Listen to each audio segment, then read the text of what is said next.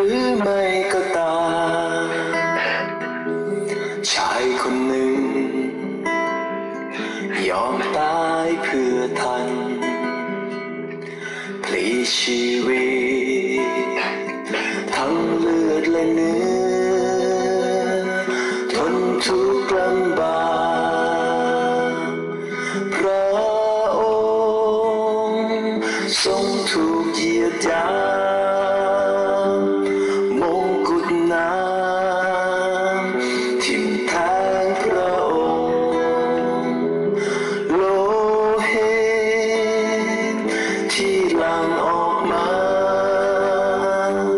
เพื่อนำมาไถ่บาปของเรา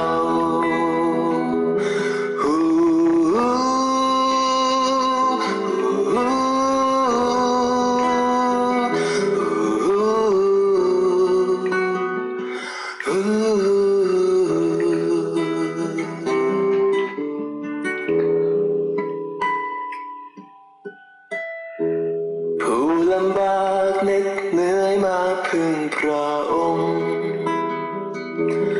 แล้วพระองค์จะช่วยบรรเทา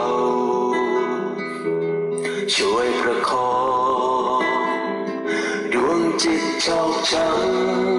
ำทุกวันเวลาพระองค์ทรงเข้าใจท่าน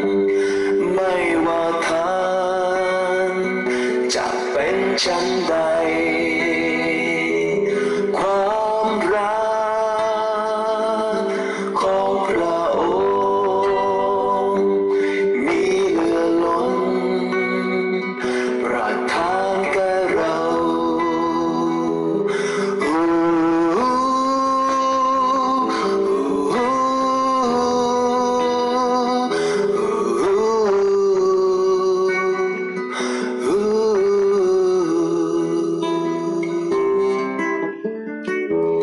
ท่านจะเชื่อหรือไม่ก็ตาม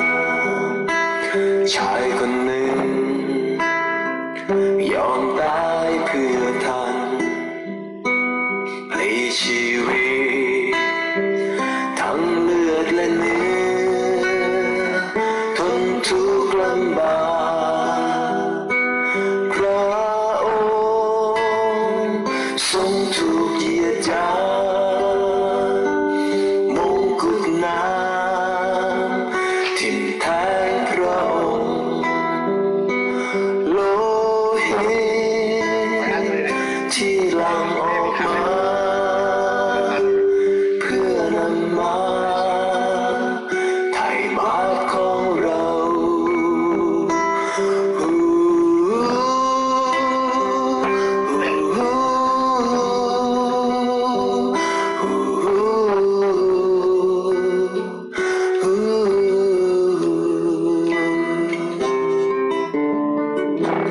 ผู้ลำบากเหน็ดเหนื่อยมาพึ่งพระองค์แล้วพระองค์จะช่วยบรรเทาช่วยประคองดวงจิตชอกช้ำทุกวันเวลาพระองค์ทรงเข้าใจท่านไม่ว่าท่าน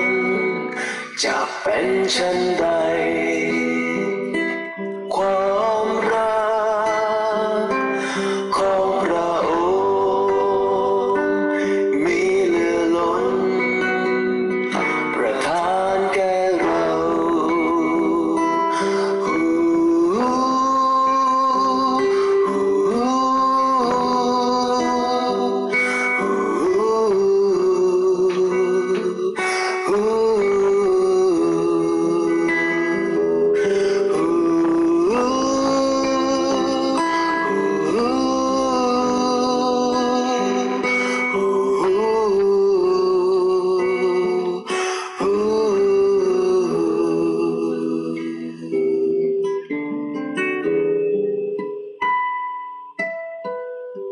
ๆ